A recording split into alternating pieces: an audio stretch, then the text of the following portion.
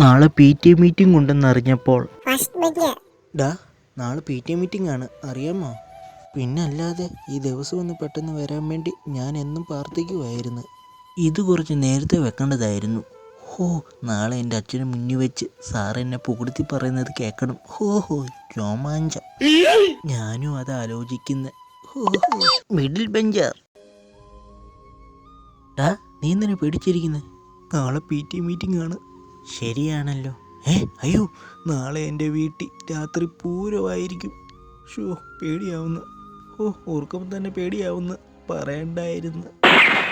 Last benchers കേട്ടോ? എന്ത്? നാളെ പി ടി എ മീറ്റിംഗ് ആണെന്ന് ആരൊക്കെയോ പറയുന്ന കേട്ട്. നിൻ്റെ വീട്ടിൽ നിന്ന് ആരെങ്കിലും വരുമോ? പി ടി എ മീറ്റിങ്ങിൻ്റെ കാര്യം വീട്ടിൽ പറഞ്ഞിട്ട് വേണ്ടേ വരാൻ? Very good. ഞാനും പറഞ്ഞില്ല. Very good. ഒരുമിച്ച് പുറത്ത് നിൽക്കാം.